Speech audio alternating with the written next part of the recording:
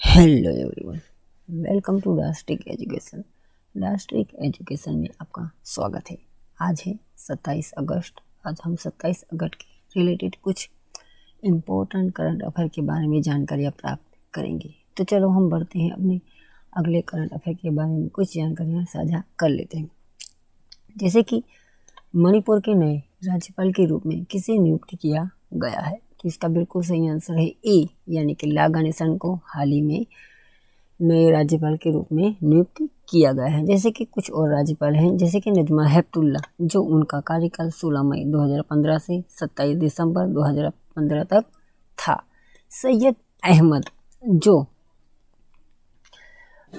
उनका कृष्णकांत पोल, जो उनका कार्यकाल 16 दिसंबर 2014 से 15 मई 2015 तक था। जैसे कि मणिपुर की राजधानी है इम्फाल। इसका गठन हुआ था 21 जनवरी 1972 में। इसके मुख्यमंत्री हैं एन बीरेन सिंह। इसकी सीमा जैसे नागालैंड, मिजोरम, असम और म्यांमार से मिलती है।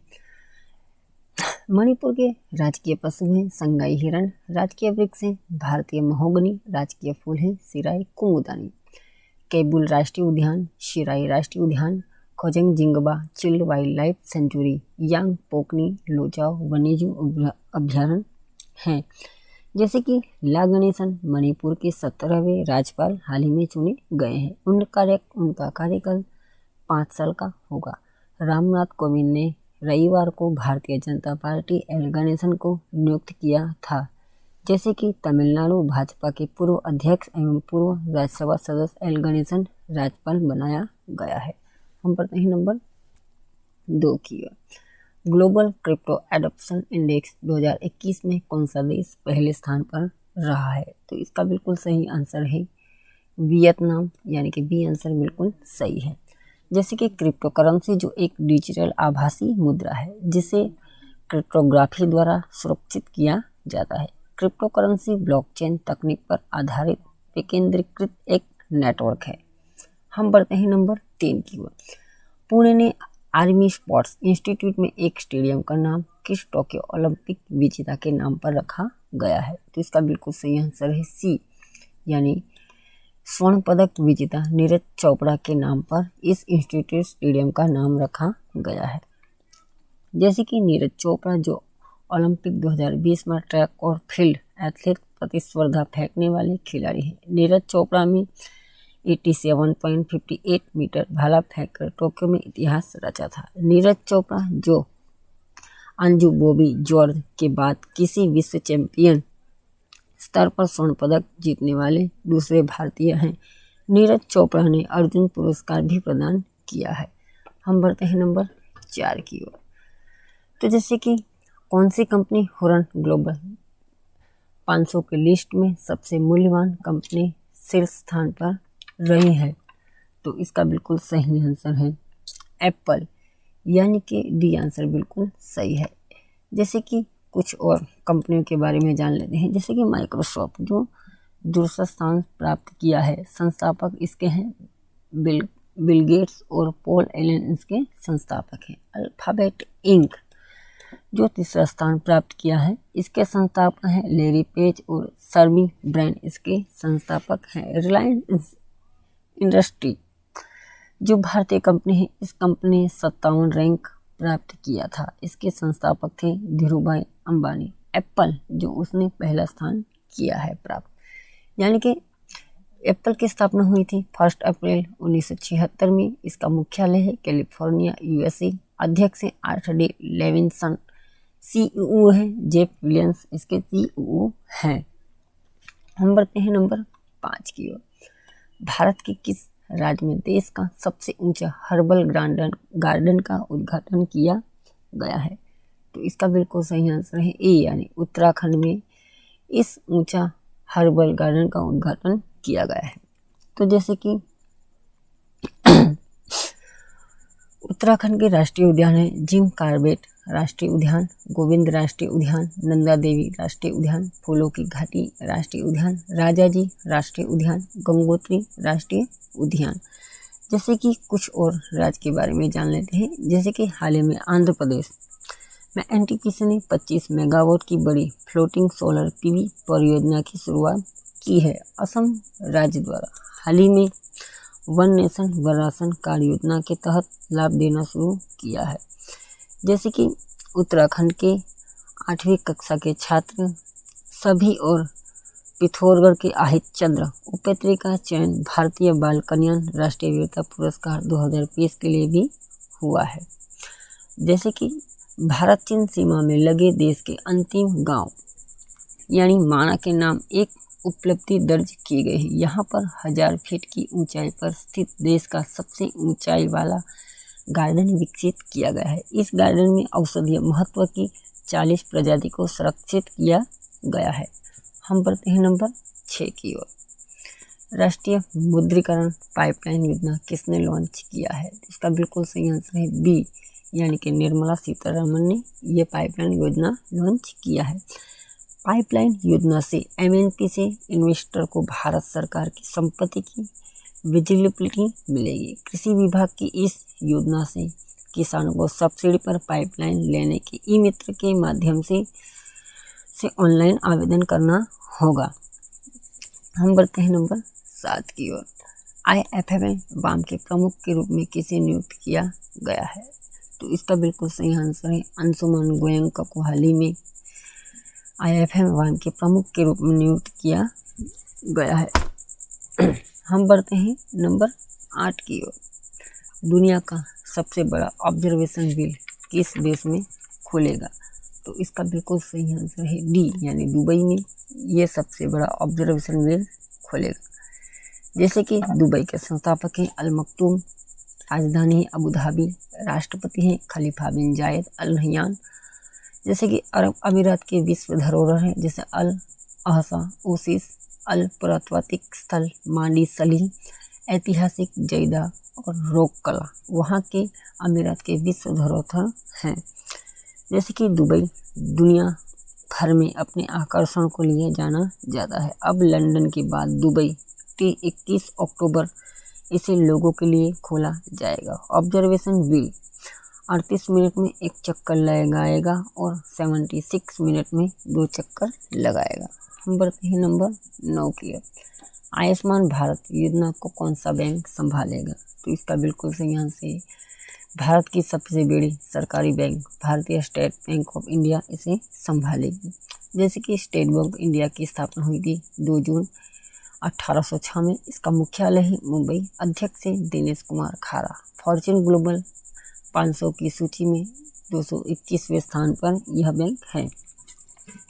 जैसे कि पंजाब सरकार ने SBI जनरल इंश्योरेंस तो सर्विस आयुष्मान भारत सर्वसम्मत बीमा योजना का चयन किया है। यह योजना में परिवार को सालाना 5 लाख रुपये कैशलेस स्वास्थ्य बीमा कवर प्रदान करेगी। इसमें 40 लाख से अधिक पात्र परिवारों को योजना के दायरे में आने की उम्मीद है।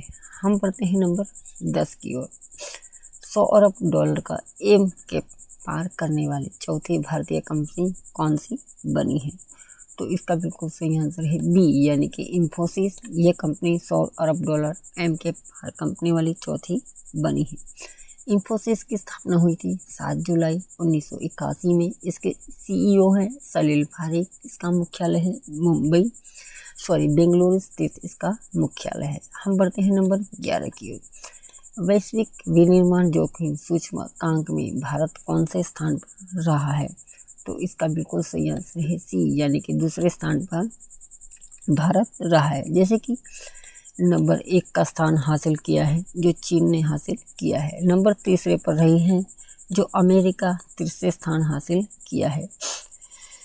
जैसे कि एपी के 47 देशों में वैश्विक विनिर्माण की दृष्टि से फायदेमंद स्थानों में शामिल हुआ है। यह सूचकांक कुशमैन एंड वेकफील्ड द्वारा जारी किया जाता है। हम बढ़ते हैं नंबर 12 की ओर।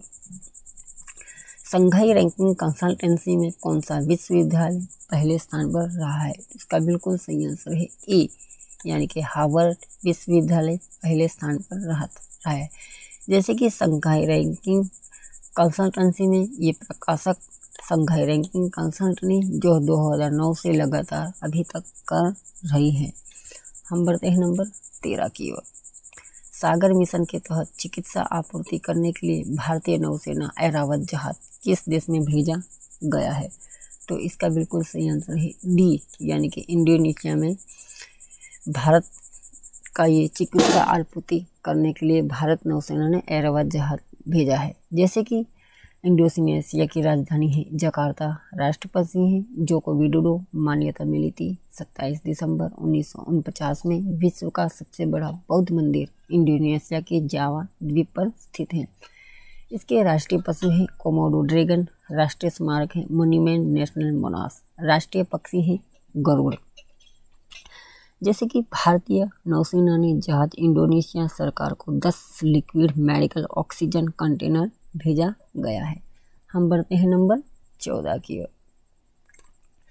विश्व जल सप्ताह कब आयोजन किया जाता है? तो इसका बिल्कुल सही आंसर है ए, यानी कि 23 अगस्त से 27 अगस्त तक यह विश्व जल सप्ताह का आयोजन किया जाता है। यानी कि 2021 की थीम है बिल्डिंग रिलेशंस फास्टर। इसे पहली बार 1991 में स्टॉकहोम जल संघासिस के रूप में मनाया गया था। ईशानिका झा को 2021 का स्टॉकहोम जूनियर वाटर पुरस्कार भी मिला है। इसके कार्यकारी निदेशक हैं टोरिग्ना हॉलग्रमेंग।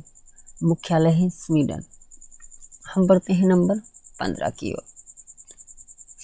भारत में किस देश के साथ समुद्री भागीदारी अभ्यास आयोजित किया है? तो इसका बिल्कुल सही आंसर है बी, यानी कि फिलीपींस के साथ समुद्री भागीदारी अभ्यास किया है। फिलीपींस की राजधानी है मनीला।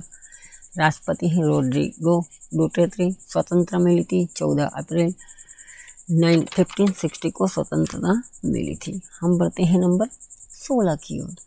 भारत का पहला चलता फिरता सिनेमाघर कहाँ स्थापित किया गया है? तो इसका बिल्कुल सही आंसर है बी, यानी कि लेह स्थित लद्दाख में ये स्थापित किया गया है। जैसे कि लद्दाख का गठन हुआ था 31 अक्टूबर 2019 में। इसके उपराज्यपाल हैं राधा कृष्ण माथुर। सांसद हैं जमयांग सेरिंग। 6 अगस्त 2021 में लद्दाख ने भारतीय नागरिकों के लिए इनर लाइन परमिट को समाप्त भी किया है। लद्दाख में यॉनटेब योजना लॉन्च की है। यानी कि लद्दाख में सोकर वेटलैंड कॉम्प्लेक्स भारत का 42वां रामसर स्थल बना है।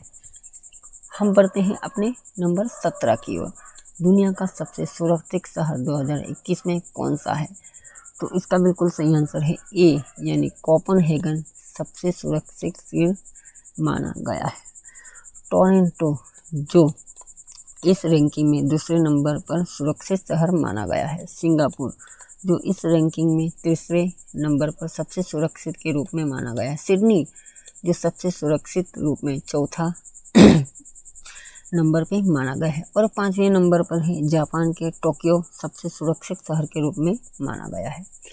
भारत कजाकिस्तान संयुक्त प्रशिक्षण अभ्यास काजिन 2021 कब से शुरू होगा? तो इसका बिल्कुल सही आंसर है 30 अगस्त से इस काजिन 2021 का प्रशिक्षण अभ्यास 30 अगस्त से शुरुआत होगी। भारत कजाकिस्तान संयुक्त प्रशिक्षण अभ्यास काजिन 2021 को 30 अगस्त में से 11 सितंबर तक आयोजित किया जाएगा। यह संयुक्त प्रशिक्षण का 5वां संस्करण होगा। यह अभ्यास आयशा बीबी में आयोजित किया जाएगा। तो जैसे है कि हमने ऐसे ही आपको करंट अफेयर के बारे में जानकारी की है, तो प्लीज़ हमें लाइक शेयर और सब्सक्राइब जरूर कीजिए और कमेंट में बताइए, तो आप हमको अच्छी तरह से और प्रशिक्षण और शिक्षण दे सकें जो आप में बेहतरीन उपयोग